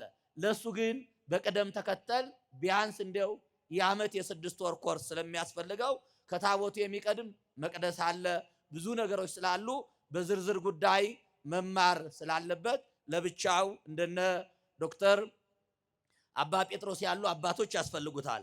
ዓለሙን የቃኙ ቴዎሎጂውን የሚያውቁ መጽሐፍ ቅዱስን እያጣቀሱ ቁጭ ብለው በደንብ አንድ ባንድ የሚያስተምሩት እንጂ በአንድ ጀንበር ስለ ታቦት አውቆ አምኖ የሚመለስበት ጉዳይ ስላልሆነ ምናልባት መካኒካል ኢንጂነሪንግ 3 ዓመት አጥንቷል። ስንት ይቀራችኋል? ከጓደኛ ጋራ 2 ሊቀራችሁ ይችላል። 5 ዓመት ስለ ጥገና ስለተለያዩ ነገሮች 5 ዓመት መማር ካስፈለገ ስለ ሰማያዊው ታቦት ሙሴ 40 መዓልትና 40 ሌሊት ጾሞ ስላገኘው ታቦት ሰፊ ትምህርት አያስፈልግም? ያስፈልጋል። ያስፈልጋል ወይ? ዩኒቨርሲቲ ለመግባት ስንት ዓመት ነው የጨረሰ በአሁኑ ዘመን የትምህርት ስርዓት? እኛ እግዚአብሔር ይመስገን ባጭሩ በ10 ተገላግለናል። ከዚያ በኋላ ቀጥለን እንደምንም ተንጠላጥለን አንድ ቆብ ደፍተናል። የትምህርት ቆብ ማለት ይሄ ነው። አሁን ያው እንግዲህ ኑሮና ትምህርት እየረዘመ ሄዷል። እግዚአብሔር ሁለቱንም እግዚአብሔር ያስማማው እመቤቴን እና 12 ዓመት ተምረህ ዩኒቨርሲቲ ለመግባት ካስፈለገ በስጋህን ስላይጡ ስለጉርጡ ስለ ምድራዊ ነገር ለማወቅ ይህን ያህል ከደከም ስለ ሰማያዊ ምስጢር መድከም ብቻ ሳይሆን ብቃትም ብቻ ሳይሆን መንፈሳዊነትም ብቻ ሳይሆን የእግዚአብሔር ኃይል እርዳታ ያስፈልገንና በዚህ አይነት ልክና መልክ እንዲረዳ ማሳሰቢያ እንድትሰጥልኝ ለማለት ነው። የሁለተኛውን ጥያቄ ቅድም አባታችን እንዳሉት የእናንተን ጊዜም እንዳናሻማ ብዙ ሐሳቦቹንም በመስጠት እንደው የምታውቁትንም ሐሳብ በመደጋገም ሰዓት እንዳናስረዝምባችሁ አጭር ቃል ብቻ ነው የምናገረው። የቃና ገሊላ ሰርግ ቤት ስለከበደና ስላበበች ስለ ሁለት ተጋቢዎች ብቻ የተጻፈ አይደለም። ዘርፈ ብዙ መንፈሳዊ ምስጢር መንፈሳዊ ትርጉም ያለው ከምድራዊ ጋብቻችን ከምድራዊ ሙሽርነታችን እስከ ሰማያዊ ሙሽርነታችን ድረስ መንግስተ ሰማያት ገብተን ነጭ ልብስ ለብሰን በደብረ ጽዮን ከበጉ ጋራ ቁመን እስከምናመሰግን ድረስ ጥንቅቅ ያለ ምስጢራትን የያዘ ነው። መነሻው ቃና ገሊላ፣ የመጀመሪያው በምድር ያለው መድረሻው ቀራንዮ፣ ከቀራንዮ ቀጥሎ ደግሞ እስከ መንግስተ ሰማያት የሚደርስ እጅግ ብዙ ምስጢር ያለው ሰርግ ነው። ወአመሳልስት ዕለት ከብካብ ኮነ በቃና ዘገሊላ፣ በሶስተኛው ቀን በቃና ገሊላ ሰርግ ተደረገ። የመጀመሪያው ቀን የተባለ ብሉይ ኪዳን ማነው ሕገ ልቡና ሕግ ሳይሰራ ለሙሴ ቃል ኪዳን ታቦት ሳይሰጠው ሙሴ ከእግዚአብሔር ጋር ሳይነጋገር የነበረው ሕገ ልቡና ይባላል። አንድ ብላችሁ ያዙልኝ። ሁለተኛው ሕገ ኦሪት ነው። ለሙሴ እግዚአብሔር ሕግ ከሰጠበት ጊዜ ጀምሮ ራሱ እግዚአብሔር መጥቶ ሕግጋትን ላጸናቸው መጣሁ እንጂ አልሽራቸውም ብሎ የሻራቸውን ሽሮ ያስቀጠላቸውን አስቀጥሎ ያጸደቃቸውን እስከሚያጸድቅበት ጊዜ ድረስ ሕገ ሙሴ ዘመነ ኦሪት ይባላል። ያ ሁለት ይባላል። በሶስተኛው ቀን ማለት ሰርግ ተደረገ ማለት አዲስ ኪዳን በሙሉ ሰርግ ተብሎ ይጠራል። ምን ተብሎ ይጠራል? ሰርግ ማለት ምን ማለት ነው? ረሃብ የሌለበት ነጭ የምንለብስበት የደስታ ቀን ማለት ነው። የእርቅ ዘመን፣ የሰላም ዘመን፣ የመብላት የመጠጣት የመታረቅ አንድ የመሆን ዘመን። የሙሽሪትና የሙሽራው ዘመዶች በሰርግ ቤት የሚበላለ የሚጠጣለ ጨዋታ አለ፣ ዝማሬ አለ። በጣም የሰርግ ቤቱ በራሱ ያምራል። እመቤታችንም የሰርግ ቤት ተብላ ተጠርታለች። በዚህ አይነት አግባብ የሐዲስ ኪዳንን ምስጢር የያዘ ስለሆነ አንድ ሰርግ ብቻ እንዳታደርጉት። መነሻው የእኛን ጋብቻ መባረክ ነው። በገነት ጀምሮት የነበረውን ያስጀመረውን ጋብቻ እግዚአብሔር በረድኤት ያስጀመረውን በሐዲስ ኪዳን በአካል ተገኝቶ አስቀጥሎታል። ከዚያ በተጨማሪ ግን የክርስቶስ አምላክነት የእመቤታችን አማላጅነት የባዶ ጋኖቹን በውሃ ሙሏቸዋልና ውሃውን ወደ ወይን ጠጅ ለወጠው። ባዶ የነበረውን የሐዋርያት አእምሮ በእምነት የባዶ የነበሩ ጋኖችን ደግሞ በውሃ ሞልቶ ወደ ወይን ጠጅ የቀየረበት ትልቅ አይነት እስከ ቀራንዮ የሚደርስ ምሳሌ ያለው ነው። የእመቤታችን አማላጅነት በቃና ገሊላ አልተጻፈም። ሁለት ነገሮቹን ያዙልኝ። በዮሐንስ ወንጌል ምዕራፍ 2 ቁጥር 3 ላይ ያለው ኃይለ ቃል ወሐለወት እሙ ለእግዚ ኢየሱስ፣ የኢየሱስ እናት በዚያ ነበረች። እስኪ ይንበሩ። የማን እናት? የማን እናት? ኢየሱስን እንዴት ነው የወለደችው ስንል በድንግልና ጸንሳ በድንግልና ወልደዋለች። ከመጽነሷ በፊት ስሙን ኢየሱስ ትይዋለች ብሎ ቅዱስ ገብርኤል ነግሯታል። ነቢዩ ኢሳይያስ ደግሞ ድንግል በድንግልና ጸንሳ ትወልዳለች፣ ስሙንም ማን ትለዋለች? አማኑኤል ትለዋለች። አማኑኤል ማለት ምን ማለት ነው? ከኛ ጋር የሆነ አምላክ ማለት ነው። ክብርና ምስጋና ለአምላካችን ይሁን።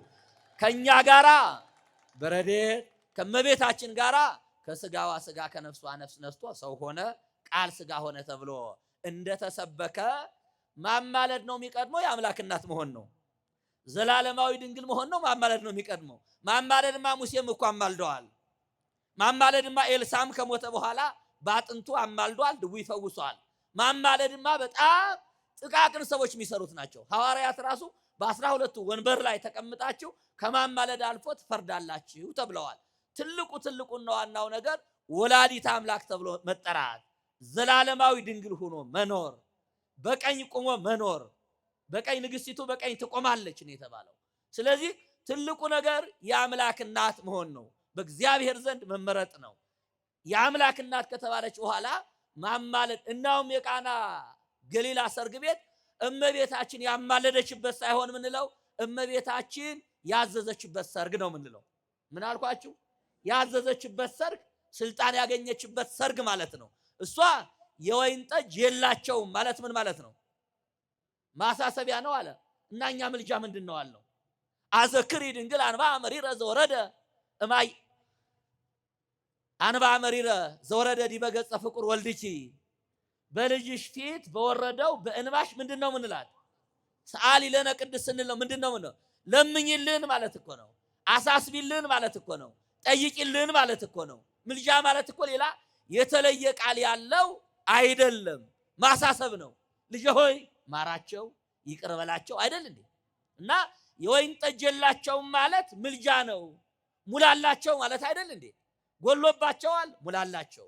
መሮባቸዋል፣ አጣፍጥላቸው። ሐዘናቸው ለውጥላቸው ማለት ስለሆነ ማሳሰቢያ ሳይሆን የምልጃ ቃል ነው። ሁለተኛው ቃል እመቤታችን ከልጇ ጋር ከተነጋገረች በኋላ ረጅም ስለሆነ ቤታችሁ ታነቡታላችሁ። በተለይ ዘመነ መራዊ ስለሆነ በሰፊውም ትምህርት የሚሰጥበት ስለሆነ ከዚያ መውሰድ ትችላላችሁ። በዋናነት ግን ጌታ እመቤታችንን ምንድን ነው ያላት? እመቤታችን አንድ ቃል ተናግራለች። ጌታም ለእመቤታችን አንድ ነገር ብሏታል። እናቴ ሆይ ካንቺ ሴትዮ ሆይ ካንቺ ጋር ምን አለኝ ነው ያላት። ኦብሲቶ ምንት በምስሌኪ፣ አንቺ ሆይ ማለት ነው። እናቴ ሆይ ማለት ነው። የአክብሮት ቃል ነው። ካንቺ ጋራ ምን አለኝ? የማልፈጽምልሽ ነገር፣ የማልታዘዝሽ ነገር። በሉቃስ ወንጌል ላይ እኮ እንዲህ ተብሎ ቅዱስ ሉቃስ እኮ እንዲህ ብሎ ጽፏል። ለእናቱና ለዘመዶቹ ምን እያላደገ ምን እያላደገ እየታዘዘ አደገ። ውሃ አምጣ ሲሉት በወንፊት ጭኖ ያመጣላቸዋል። እንጨት አምጣ ሲሉት በነፋስ አስሮ ያመጣላቸዋል። በትክክል ቅዱስ ሉቃስ በመጽሐፉ እንደጻፈው ለእናቱና ለዘመዶቹ አይደለም፣ ለእናቱ ለድንግል ማርያም ለወገኖቹ ታዝዟል። አይደለም ለነሱ ለኛ እየታዘዝን አይደል እንዴ? አምላካችን የለመነውን እየሰጠን አይደል እንዴ? እናት አባትን አክብር ብሎ ለሙሴ ሕግ የሰጠ እግዚአብሔር፣ የሙሴን ሕግ ደግሞ በሐዲስ ኪዳን ወርዶ ተወልዶ የተረጎመ አምላክ ቃሉን አልሻረም አይሽርም። ስለዚህ እመቤታችን እሺ ብሏታል፣ ተግባብተዋል። የመግባባታቸው ውጤት ምንድነው ካላችሁኝ፣ እመቤታችን ከዚህ በኋላ ኩሎ ዘይቤለክሙ ግበሩ የሚላችሁን ምን በሉ አለቻቸው። ምን በሉ አለቻቸው? የመጀመሪያዋ ወንጌላዊት፣ የመጀመሪያው የሐዲስ ኪዳን ሰባኪ እግዚአብሔር የሚላችሁን አድርጉ። የሐዲስ ኪዳን ትምህርት በሙሉ ማን የሚላችሁን አድርጉ ነው የሚለው። ማን የሚላችሁን አድርጉ ነው የሚለው። እግዚአብሔር የሚለንን ባደረግ ቁጥር ደግሞ የሚጎልብን አንድም ነገር የለም። በሐዲስ ኪዳን ሁለት ትምህርት ነው ያለው። አንደኛው እግዚአብሔር የሚለንን ማድረግ መልካም መንገድ፣ የብርሃን መንገድ። ሁለተኛው ዲያብሎስ የሚለንን እንዳናደርግ መጠንቀቅ። ዲያብሎስ የሚላቸውን ያደረጉ ሰዎች አዳምና ሔዋን ቅጠል በልተው ከገነት ወጥተው በራሳቸው ላይ በእኛ ላይ ያመጡትን ፍዳ ታውቃላችሁ። እግዚአብሔር ያላቸውን ተው ማለት ነው። ስለዚህ እሱ የሚላችሁን ስሙ ነው ያለቻቸው፣ አስተማረቻቸው። አሁን የሰርጉ ባለስልጣን ማናት? ማናት? እሱ የሚላችሁን አድርጉ ማለት አዛዥ ሆነች፣ አሳላፊ ሆነች ማለት እኮ ነው። ባለቤት ሆነች ማለት ነው። እንዲያውም ሰርጉ ባለቤት አልነበረውም። የመጀመሪያው ዶኪማስ ነበረ። የሁለተኛው ሰርግ ለጣፋጩ ወይን፣ ለማያልቀው ወይን፣ ሁሉንም ላስጎመጀው ወይን ጢሟን ከረሊቀ ምርፋቅ፣ አሳላፊው ቀምሶ ወየው ብሎ ላደነቀው ወይን፣ ለጣፋጩ ወይን፣ እስካሁን ይህ ወይን ተደብቆ የት ነበር ለተባለው ወይን አዛዥ አሳላፊ ማናት ማለት ነው? እመቤታችን ናት። እመቤታችን አስቀድማ ባታማልድ ኑሮ፣ ባታስተምር ኑሮ፣ ባትናገር ኑሮ ቃና ገሊላ ላይ የጎደለው የወይን ጠጅ ነው። ውሃ አምጡ ሲላቸው እሺ ይሉ ነበር እንዴ? እሺ ይሉ ነበር ወይ? ማን ግን እመቤታችን ልጅ የሚላችሁን ቀድማ ምን አለች? ሰበከች። አመጡ፣ ጋኖቹን ውሃ ሞሏቸው። ጋኖቹን ደግሞ መድኃኔ ዓለም ክርስቶስ የእመቤታችን ድርሻ ማማለድ ነው አይደል እንዴ? ማስተማር ነው። ተናገረች። ከዚያ በኋላ ሰዎቹ የድርሻቸውን አምጠው ውሃውን ጋን ሞሉ። መለወጥ የማን ነው? መለወጥ የማን ነው? መንግስተ ሰማያትን ማውረስ የማን ነው? የእግዚአብሔር ነው። እመቤታችንስ መርታ ወደ ልጇ መንግስት ማስገባት፣ ልጅ ሆይ ወደ መንግስት አስገባቸው ብላ ማሳሰብ፣ ማማለድ፣ ማስተማር የሷ ስለሆነ እመቤታችን የመጀመሪያው የአምላክ እናት ናት። ሁለተኛው አማልዳለች። ሶስተኛው አስተምራለች። አራተኛው የሰርጉ ባለቤት የጣፋጩ ወይን ባለቤት እመቤታችን ስለሆነች በልጇ በወዳጇ ሞገስ አግኝታለች።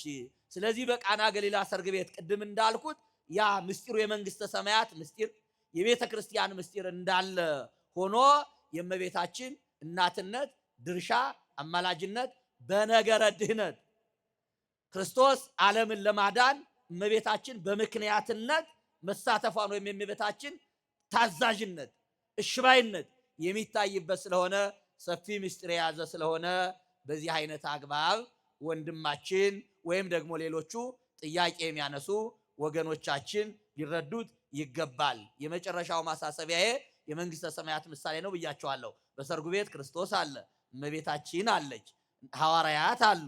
ከዚያ በኋላ የሰርጉ ታዳሚዎች አሉ። በሰርጉ ቦታ ላይ ደግሞ ምን አለ ብያቸዋለሁ? ጋኖች አሉ፣ ውሃዎች አሉ። ጋኖችን ውሃ ሙሏቸው ማለት በውሃ ሂዱና አሕዛብን ሁሉ በአብ በወልድ በመንፈስ ቅዱስም እያጠመቃችሁ ደቀ መዛሙርት አድርጓቸው። የሚጠመቁት ደግሞ በውሃ ነው። በውሃ ከተጠመቁት በኋላ የወይን ጠጅ ያደረገው ማለት ደግሞ በመጨረሻ ላይ በቀራንዮ ደግሞ ስጋዬንና ደሜን እሰጣችኋለሁ ብሎ ያስተማረው ሰፊ ትምህርት ያለበት ስለሆነ በዚህ አግባብ መረዳት ይገባል። ይበቃናል። ቃለ ሕይወት ያሰማልን። ቃለ ሕይወት ያሰማልን። መምህራችንን አምላካችን እግዚአብሔር በጸጋ በበረከት በረድኤት ይጠብቅልን። እንግዲህ ምእመናን በደንብ አሁን መምህራችን ግልጽ አድርገውን ያስቀመጡልን። ቅድም ሊቀ ሊቃውንት ምን አሉ? ደግመህ አስተምራቸው ብሎ ሲል ማን ተባለን ያሉት? ኦሪት ዘዳግም። አሁን እኛም ደግመን መምህሬው እንድትጨብጡ ነው በደንብ አንድ ምስጢር ብዙ ጊዜ የምንጠየቀው ጥያቄ ስለሆነ ነው። በተለይም ይሄ ጥያቄው የሶስተኛ ዓመት መካኒካል ተማሪ ኢንጂነሪንግ ተማሪ የሆነው በስጋዊው የመካኒክ እውቀት እያገኘ እየጨመረ ሲሄድ በመንፈሳዊው ግን እየላላ እየደከመ እየወደቀ እየሄደ ነው። ቅድም መምህር እንደተናገሩት የሚደንቅ ነው። አንዳንዴ እውቀት እግዚአብሔርን የበለጠ ለማወቅ ካልሆነ ስጋዊ እውቀታችን መንፈሳዊ እውቀታችንን የሚያሳጣን ከሆነ አለመማር አለማወቅ ይሻላል። አይሻልም? መማር በስጋዊ እውቀት ለማወቅ እግዚአብሔርን ለማወቅ ካልሆነ ድንግል ማርያምን ለመካር ከሆነ ምን ዋጋ አለው? ምን ትርፍ አለው? ለዚህ እኮ ነው ሰው ዓለሙን ሁሉ ቢያተርፍ በነፍሱ ከተጎዳ ምን ይሆናል ነው የተባለው? ምን ይረባዋል? ምን ይጠቅመዋል? ስለዚህ ይሄም በደንብ እንድንጨብጥ ነው ደጋግመው የነገሩን መምህር። እኛ እመቤታችን በቃና ዘገሊላ ተገኝታ ያንን ባዶ የሆነውን የጎደለውን የዶኪማስን ኀፍረት የለወጠች ናት። ያለቀውን ወይን በእመቤታችን አማላጅነት ምን ይሆናል? ውሃ የሆነው ምን ሆኗል? ወይን ሆኗል። በቃ ስለዚህ ይሄኛ እኮ በቂ ነው። ሌላ ምንም አንፈልግም። ዛሬም የጎደለብን ብዙ ነገር አለ። ማምላክ ወላዲት አምላክ ታሟላልን። አዎ ያልጣፈጠ ጣዕም የሌለው ነገር ሊኖር ይችላል። በትዳር ጉዳይ፣ በቤት ጉዳይ፣ በስራ ጉዳይ፣ በጤንነት ጉዳይ፣ በልጅ ጉዳይ፣ በኑሮ ውጣ ውረድ፣ በኢኮኖሚ ብዙ ጉድለቶች አሉ። እያንዳንዳችን የለንም? ይሄንን ሁሉ የምታሟላልን ማናት? ኧረ በደም ስሟን ጥሩ። በቃ አዎ እመቤታችን። ስለዚህ ለእመቤታችን ይገባል፣ በደንብ እልልታ ይገባታል። በእውነት የስጋ ጉዳይ አይደለም፣ የነፍሳችንንም ነገር ድህነት የምታሰጠን ስለሆነች ከልጇ ከወዳጇ ማልዳ የምታሰጠን ስለሆነች አፋችንን ሞልተን በልባችን አምነን የምንናገርላት እናታችን ስለሆነች እንግዲህ ይሄንን ትምህርት እኔ አሁን አልደግምም። መምህራችን በሚገባ ነው አብራርተው አመስጥረው ያስተማሩን። በድጋሜ ለመምህራችን ቃለ ሕይወት ያሰማልን። የመጨረሻው ጥያቄ ነው። ያው ሰዓቱን ለመጠቀም ብለን ነው እንጂ በዚህ ላይ ብዙ ሊቀ ሊቃውንት እንደሚሉ ተስፋ እናደርጋለን። ሰዓቱን ለመጠቀም ምን ይላል የመጨረሻው ጥያቄ? ብዙ ወንዶች ይቀርቡኛል፣ በተለያየ ጊዜ ማለቴ ነው ለትዳር ሲጠይቁኝ እኔም ፈቃደኛ ሆኜ የሆነ ያህል ከተጓዝን በኋላ ስጋዊ ጥያቄ ያቀርቡልኛል። እኔም ከትዳር ወይም ከጋብቻ በፊት የሚፈጸም ተራክቦ ኃጢአት ነው እያልኩ እሺ አልልም። እነርሱም የሚያቀርቡልኝ ምክንያት ወደፊት ስለምንጋባ ምንም ችግር የለውም ይሉኛል። እኔ ግን በቤተ ክርስቲያን ከተማርኩት ትምህርት አንጻር ፈቃደኛ አልሆንኩም። ጋብቻቸውን ስጠይቃቸው እንጋባ ስላቸው ቆይ ትንሽ መቆየት አለብን ይሉኛል። በዚህ ምክንያት ብዙ ሰዎች አጥቻለሁ፣ የትዳር አጋር ማለቴ ነው። የኔ ጥያቄ አሁን እነርሱ እንደሚሉት ወደፊት አብረን ስለምንሆን የእነርሱን ፈቃድ ብፈጽም ኃጢአት ይሆንብኝ ይሆን? አዎ ከሆነ መልሱ መፍትሄው ምንድነው የሚል ነው። እንግዲህ ብዙ እህቶቻችን ይህን ጥያቄ ያቀርባሉ። እውነት ለመናገር እንግዲህ ጓደኝነት ይጀመራል። ከዛ በጓደኝነት ደግሞ እስከ ትዳር በቃል ኪዳን ራስን ጠብቆ ንጽህናን ጠብቆ መቆየት ያስፈልጋል። በዛ መሃል ግን ከወንዶቹ የሚመጣ ጥያቄ አለ ነው ጥያቄያችን እዚህ ጋር ያቀረበችው። ስለዚህ ስጋዊ ጥያቄ ይጠይቃሉ። አይ አይቻልም፣ ከጋብቻ በፊት ያለ ተራክቦ ኃጢአት ነው ብዬ ስል እነሱ የሚመልሱት ደግሞ ችግር የለም ወደፊት ስለምንጋባ ይላሉ። ስለዚህ እንዲህ እያልኩኝ ብዙ ሰዎች ይመጣሉ፣ ይሄንን መልስ መልስ ይመለሳሉ። ለትዳር ይመጣሉ፣ ይሄንን ስመልስ ይመለሳሉ። ስለዚህ እነሱ እንደሚሉት ይሄንን ነገር ፈቃደኛ ሆኜ ብፈጽም ኃጢአት ይሆንብኛል ወይ ወደፊት የምንጋባ ከሆነ የሚለውም ማለት ነው። እና ይሄስ ካልሆነ መፍትሄው ምንድነው የሚል ነው። እህታችን እንግዲህ በጣም የተጨነቀችበት ጉዳይ ነው፣ ያሳሰባት ጉዳይ ነው። ያው በህይወት ሰው አንዱ የትዳር ጉዳይ አንዱ ጉዳይ ስለሆነ ማለት ነው። እና ይሄንን እስቲ ሊቃውንቱ መምህራኑ ምን ይላሉ የሚለውን በቀጥታ ወደ መምህራኑ። እሺ አመሰግናለሁ። እንግዲህ ያው ጥያቄው ያው የህይወት ጥያቄ ነው። እንግዲህ በዚህ ምድር ላይ ስንኖር እግዚአብሔር ለሰው ልጆች መልካሙን ነገር ሁሉ ፈቅዷል። በዚህ መካከል ስንኖር ደግሞ ደንበርና መስመርም አዘጋጅቷል እግዚአብሔር። ማለት እንደ እምነት ስንመለከተው ማለት ነው በህይወታችን በዚህ ምድር ላይ ስንኖር ሁለት ነገሮች የሚፈራረቁበት ዓለም ነው። በተፈጥሮ ዓለም ራሱ ይህ ዓለም ሲፈጠር ስነ ፍጥረት ሊቃውንት አባቶቻችን በሚተረጉሙበት አንቀጻቸው እነ ቅዱስ ኤጲፋኒዎስ ሁለት መሰረታዊ ነገሮችን ሊያስተናግድ ግድ ሆኖ የተፈጠረ ዓለም ነው ይላል። ዓለም ራሱ ይሄ ርዕበ ሰማይ ግዘፈ ምድር ወይም ክበበ ዓለም በሙሉ የምንለው ሁለት ነገር ያስተናግዳል። እዚህ ላይ ሀዘን እንዳለ በተቃራኒው ደግሞ ምን አለ? ደስታ አለ። ማግኘት እንዳለ ምን አለ? በተቃራኒው ማጣት አለ። እንደዚሁ ማለት ነው መሾም፣ መሻር፣ እንደገና መክበር፣ መዋረድ የመሳሰሉ ሁለት መሰረታዊ ተቃራኒ ነገሮችን ሊያስተናግድ ተገዶ የተፈጠረ ዓለም ነው። በዚህ በሁለት መሰረታዊ ነገሮች ውስጥ ደግሞ ማን ያልፋል ከተባለ እኛ የሰው ልጆች ህይወታችን ያልፋል ማለት ነው። በዚህ ውስጥ ነው የምናልፈው። አይ እኔ ደስታን ብቻ ነው የምፈልገው ማለት አንችልም። ምክንያቱም ሀዘን እንዳለ መረዳት ያስፈልጋል። ደግሞ ሀዘን ሁልጊዜ ሊገጥመን አይችልም። ደስታ እንዳለ ደግሞ መረዳት ያስፈልጋል። ማግኘት ዛሬ እንዳለ ነገ ማጣት እንዳለ መረዳት ያስፈልጋል። አተን ደግሞ መኖር እንደሌለብንና እንደሌለ ማግኘት እንዳለም ደግሞ መረዳት ያስፈልጋል። ህይወታችን በዚህ ሁለት መሰረታዊ ነገሮች ውስጥ ዓለም በምታስተናግደው ነገር ውስጥ የሚያልፍ ስለሆነ ከዚህ ውስጥ ዋናው መሰረታዊ ነገር ይሄንን ዓለም በሁለቱም መንገድ ለማለፍ ሁለቱንም ተቋቁሞ እስከ መጨረሻው ድረስ የጽድቅ አክሊልን ለማግኘት የሚያስፈልገው ምንድነው ከተባለ እግዚአብሔርን መደገፍ የሚለው ነው። ማንን መደገፍ? እዚህ ዕዝራ ማነው ሲራክ የተባለው ጠቢብ በሚደንቅ ሁኔታ በረቀቀ በቅኔ ስልት ምክረ ሰብ የሰዎችን ልጆች የሚመክር ትምህርት ነው ያለው። የህፃናት ትምህርት አለው፣ ምክር አለው። ህፃናት እንዴት ማደግ እንዳለባቸው፣ የወጣቶች የጎልማሳዎች እንዴት መኖር እንዳለባቸው ያን የሳትና የሳት በተለይ የሳት እድሜ የሚባለውን ይሄ ከ20 እስከ 40 ያለውን እድሜ እንዴት ማለፍ እንዳለባቸው ከዚያም በኋላ ደግሞ በስተርጅና ጊዜ የሚኖሩ እናት አባቶች እንዴት መኖር እንዳለባቸው በሶስት ከፍሎ የሰዎችን ህይወት የኑሮ ዘይቤ እንዴት አድርገው ራሳቸውን ጠብቀው መኖር እንዳለባቸው ምክር አብዝቶ የሚመክር ነው። ከዚህ ላይ ምን ይላል?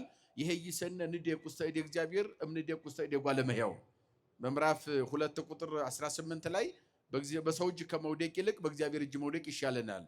እስመ በከመ እበዩ ለእግዚአብሔር ከባሁ እበይ ምሕረቱ። አዎ የእግዚአብሔር ልልናው ክብሩ ገናናነቱ ከዚህ እስከዚህ ተብሎ በህሊና ፍጡራን እንደማይመረመር ምሕረትና ይቅርታውን በዚያው ልክ ነውና ይላል። መውደቅ መነሳት ይኖራል። ወድቀን አንቀርም፣ መነሳት እንዳለ ይህን ማሰብ ያስፈልጋል። ዋናው ወደ ጥያቄው መሰረታዊ ጥያቄው ስንመጣ አንደኛ እግዚአብሔር ለኛ ያለው አለ። ያን ቀን መጠየቅ ግዴታችን ነው። እየሰማችሁ ነው? የኛን ሳይሆን የማንን ቀን እንጠብቅ? አዎ ምን ላድርግ የሚል ጥያቄ መጨረሻው ጥያቄው ሲዘጋ እና ምን ላድርግ የሚል ነገር አለ። ምን ይሻለኛል የሚል ጥያቄ ስላለ እህታችን የጠየቀችው ጥያቄ የብዙዎቻችን ጥያቄ የብዙ ሰው ጥያቄ ስለሚሆን የብዙ ወጣቶች ጥያቄ ስለሚሆን የእግዚአብሔርን መጠበቅ የሚለው ነገር ሊሰመርበት ይገባል። የማንን መጠበቅ? መቼስ መልካም የሆነውን ነገር ሁሉ ማን አልነሳንም? ንገሩኝ፣ ማን አልነሳንም? እግዚአብሔር ፈቅዶ እየሰጠን ነው። አዎ ትዳር፣ ጋብቻ ይሄ ራሱ የዓለም ገጽታ የዓለም ውበት ምንድነው ከተባለ ትዳር ነው። ልክ ነው።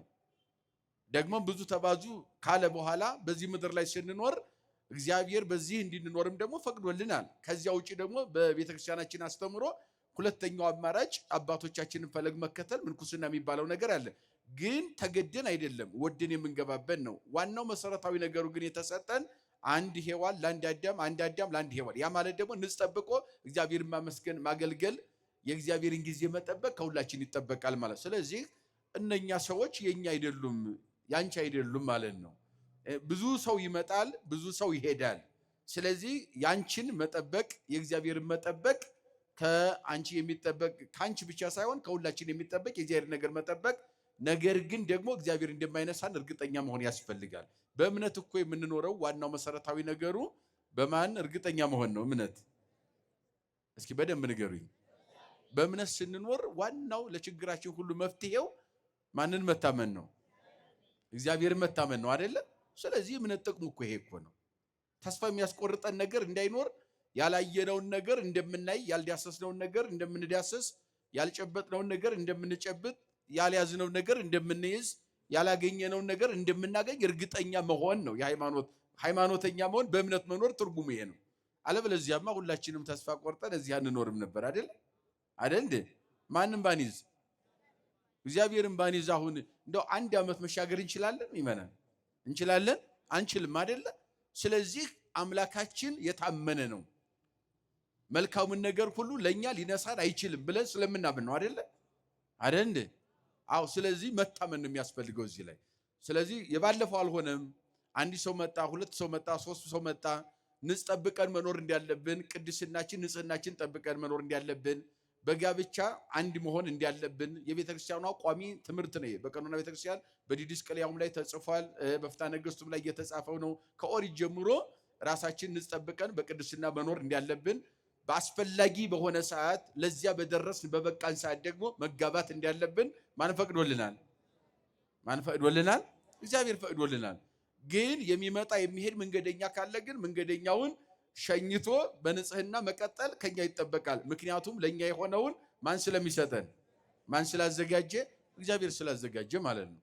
እና ዋናው መሰረታዊ ትምህርቱ ምን ይሻለኛል ለሚለው ነገር እግዚአብሔርን እንጠብቅ ነው። ማንን እንጠብቅ? እግዚአብሔር የታመነ ስለሆነ የምንፈልገውን ሁሉ አይነሳንም። እግዚአብሔር በዚህ የሚጠራጠራል የለም አይደለ? ትናንት የማናገኘው የመሰለን ነገር ዛሬ ያገኘ ነው አለ። ዛሬ የማናገኘው እንደ ሰማይ ርቆ የምናየው ነገር ነገ ከፊታችን መጥቶ ቀጥታ በእጃችን ሲጨብጠው እርግጠኛ እንሆናለን። በምን ከተባለ በእምነት ነው። በእምነት ስንኖር ይሄ ስላለ ንጽህናን ጠብቆ መኖር ተገቢ ነው። ለዚያ የመረጠው እግዚአብሔር ለዚያ የመረጣት እግዚአብሔር ቀጥታ በሰዓቱ መታ ትገባለች፣ ይገባል።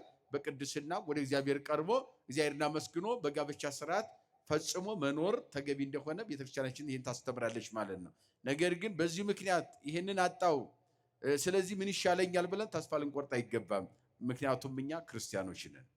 ምንድነን? ክርስቲያን ምን አይቆርጥም? ተስፋ አይቆርጥም አይደለ? ተስፋችን ማን ስለሆነ ነው? እግዚአብሔር ስለሆነ ነው። ስለዚህ የእግዚአብሔርን መጠበቅ ከኛ ይጠበቃል ማለት ነው። ቃለ ሕይወት ያሰማልን፣ ቃለ ሕይወት ያሰማልን። በጸጋ በበረከት በረድኤት ይጠብቅልን አምላካችን። እንግዲህ በግልጽ እንደሰማችሁት መምህራችን መፍትሄውን ያስቀመጡት ምክንያቱም ችግር ከተነሳ ዘንድ መፍትሄ ስላለ ይህች እህታችን የተጨነቀችበት ምናልባት እሷ ጥያቄ አድርጋ ቀረበችው እንጂ የብዙ እህቶቻችን ጥያቄ ነው። ይሄ ግልጽ ነው፣ የታመነ ነው። ስለዚህ አንዱ መፍትሄ ምንድን ያሉት እግዚአብሔርን በትዕግስት በጽናት መጠበቅ የታመነ ስለሆነ ዛሬ ቢቆይ ነገ ደግሞ እግዚአብሔር የተሻለውን ነገር ይሰጣል። ዝም ብለን በስሜት ወደ ኃጢአት ውስጥ ቢገባ ከዛ በኋላ ግን ጸጸት ነው የሚሆነው። ስለዚህ እግዚአብሔርን መጠበቅ ያስፈልጋል የሚል ትልቅ መልእክት ነው የተላለፈውና አሁን እህታችን እዚህ ልትኖር ትችላለች። መቼም ጥያቄውን ጠይቃ እዚህ አትኖርም ብለን አናስብም። እህታችን ይህንን ማድረግ እንደሚገባት ነው መምህራችን ያስተማሩልን። በድጋሜ ቃለ ሕይወት ያሰማልን። መጋቤ ብሉይ ደግሞ በዚህ ላይ ይጨምሩበት። እኔ እንኳን ብዙ ሀሳብ የለኝም። ሊቀ ሊቃውንት እንግዲህ በሚገባ መልሰውታል። መልሱም ወደ እሳቸው የሚያደላ ጥያቄ ነው። እንደ ሁለት ነገር ለማለት ነው። 40 ሀራ ሰማይ የሚባሉ ከሰፈር ወጥተው በበረሃ እየጸለዩ የሚኖሩ ነበሩ። ዘመኑ ዘመነ ሰማዕታት ሆኖ ከመከራ አመልጠው በዋሻ ሆነው ለብዙ ዘመናት ከቆዩ በኋላ አንዱ ከ40ው አንደኛው ወንድማቸው እስካሁን ድረስ ጾምኩ ጸለይኩ፣ የጾምኩበት የጸለይኩበትን አላገኘሁም ብሎ ወጣ። ለብዙ ቀን ቆይቶ ማለት ነው። ከዚያ በኋላ 40 አክሊላት ከሰማይ ወረዱ ለነዚያ። አንዷ ተንጠልጥላ ቀረች። እግዚአብሔር የፈቀደለት ገበሬ የሚያርሰው ገበሬ በሬዎቹን አቆመና ሄዶ ተቀበላት። ስለዚህ ብዙ ቀን ደጅ ጸንቶ እስከ መጨረሻው የታገሰ አይደል የሚለው ወዘአዝለፈ ትዕግስቶ ውእቱ ይድህን።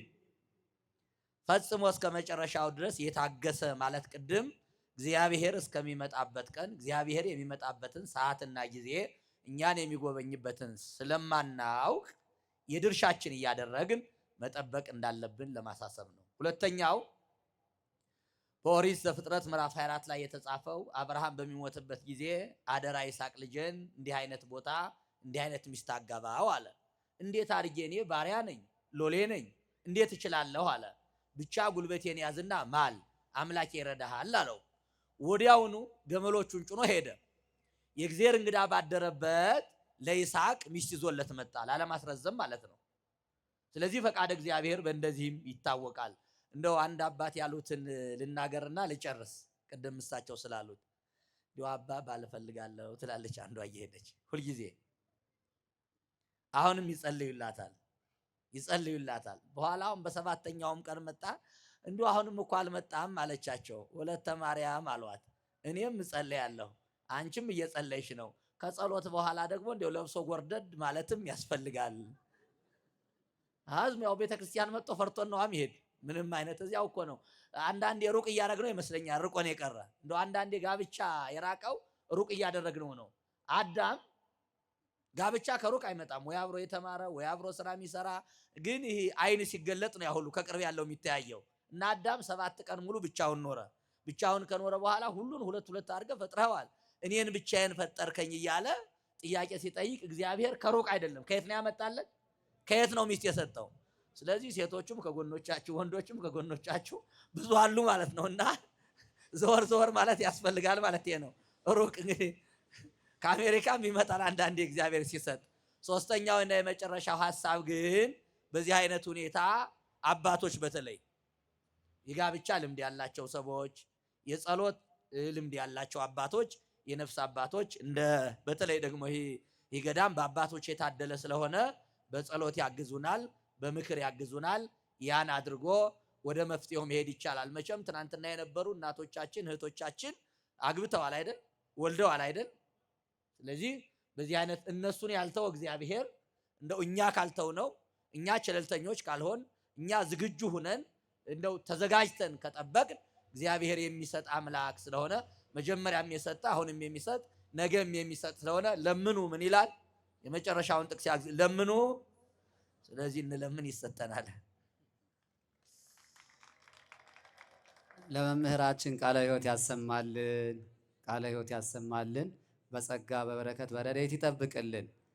እንግዲህ የሚደንቅ መልስ ነው የቤተ ክርስቲያን መልስ። አሁን እንደሰማችሁት ሊቃውንቱ መምህራኑ ሲያስቀምጡ አይ በቃ ወንዶቹ እንደዛ የሚሉ ከሆነ እሺ በይና ቀጥይ ብለው ፈቀዱ እንዴ? ስለዚህ በቃ ቤተክርስቲያን መልሷ ይሄ ነው። አባቶችን ቢያስተምሩ ቢመክሩ፣ በጉባኤም ቤትም ቦታ ኃጢአትን ስሩ ቀጥሉ ብሎ የሚል ነገር የለም። ቤተክርስቲያን ይሄን አታስተምርም። ስለዚህ ይሄ አይፈቀድም ነው ባጭሩ። ስለዚህ ምንድን ነው የሚያስፈልገው? አሁን ቅድም መጋቤ ብሉይም የአርባ ሀራ ሰማዕታቱን ታሪክ በግልጽ ሰምተናል አይደለ? እንግዲህ ያን ያህል ጸንተው እኮ ነው ብዙ ጊዜ ቆይተው መጨረሻዋ ላይ አክሊሏ በምትወርድበት እለት እንደ ነገ ሊሆን ሲል እኮ ነው በቃ አልቻልኩም ብሎ የወጣው። ቀዘቀዘኝ አልቻልኩም በረዶ ሆነብኝ ብሎ ወጣ። በማግስቱ ግን መጣች። አያችሁ፣ ብዙ ጊዜ እህቶቻችን ድንግልናቸውን ንጽህናቸውን ጠብቀው ከሄዱ በኋላ የሆነ ወቅት ላይ ይወድቃሉ። ከዛ ግን ጸጸት ይሆናል። እንዳንጸጸት እግዚአብሔር እንዳከበረን በንጽህና በቅድስና እሱ ንጹሐ ባህሪ ስለሆነ እሱን ለማግኘት ስለሆነ ሩጫችንም፣ ስለዚህ ንጽህናን መጠበቅ ያስፈልጋል። ቢዘገይም እግዚአብሔር ምን የለም የሚቀድመው የለም። በቃ ጸጥ ቢልም እግዚአብሔር መጨረሻ ለካ እያበጃጀው ነው፣ እሱ እያሳመረው ነው የመጨረሻውን ሊያሳምር። በዚህ አጋጣሚ ግን ወንዶች ወንድሞቻችንንም ደግሞ መምከር እንፈልጋለን። እንደው አሁን እዚህ ያላችሁትም ማለት ሳይሆን በሚዲያም እየተላለፈ ስለሆነ ጫና ለምን እናደርጋለን? እና እህቶቻችን ላይ ኃጢአት እንዳልሆነ ችግር እንደሌለው አድርጎ ማቅረብ ተገቢ አይደለም። አንዳንዴ እህቶች ተሳስተው ሲጸንሱ እና ጽንሱን ሲያቋርጡ ወንዶቹ በዛ ተጠያቂ የማይሆኑ ይመስላቸዋል። ተሸካሚ ስለሆኑ ሴቶቹ እነሱን ብቻ ኃጢአተኛ ያደርጋሉ። በዛ ጉዳይ ግን ሁለቱም ተጠያቂዎች ናቸው። ስለዚህ ወንዶችም ይሄን ነገር ማደፋፈር የለባቸውም። ሴቶቹም ንጽህናቸውን እንደጠበቁ ወንዶቹም ንጽህናቸውን ሊጠብቁ ይገባል ማለት ነው። እንግዲህ በድጋሜ ለሁለቱም መምህራን ቃለ ሕይወት ያሰማልን። በእውነት በዚች በአጭር ደቂቃ ውስጥ ብዙ ነገር ነው ያስተማሩን፣ ብዙ ነገር ነው የመከሩን። እነሱ እድሜያቸውን በሙሉ ትምህርት ቤት መምህራን እግር ስር ሆነ የተማሩትን ነው። እኛ ደግሞ እድል ገጥሞን ዘመን ሰጥቶን እግዚአብሔር ያው በተመቻቸ ወንበር ላይ ተቀምጠን ጥሩ ድምፅ ባለው መሳሪያ እየተጠቀምን ቃሉ በሚጣፍጥ መልኩ እየሰማነው ነው። እግዚአብሔር ቁጭ አድርጎ የሚያስተምረን ለቁም ነገር ነው። ሚመናን ቀላል እንዳይመስላችሁ። ለነገ እያዘጋጃችሁ ነው እግዚአብሔር። አናቅም፣ ነገ እንዲህ የተመቻቸ መድረክ ላይኖር ይችላል። ስለዚህ ስንቅ እያስታጠቃችሁ ነው። ስንቅ የያዘ ሰው ደግሞ ረጅም ቢሄድም ያችን ስንቁን እየቆነጠረ እያወጣ ይጠቀማል። ስለዚህ የሰማችሁት ቃል ስንቃችሁ ነው። እያወጣችሁ እየመነዘራችሁ ለብዙ ዘመናት የምትጠቀሙበት ነው። እግዚአብሔር ለሁላችንም ይርዳን። እንግዲህ ጉባኤያችንን መርሃ ግብሩን የኛውን በዚሁ ፈጽመናል። ወደሚቀጥለው መርሃ ግብር አባት መልሳችኋለሁ። እግዚአብሔር ይስጥልን። አመስግኑልኝ።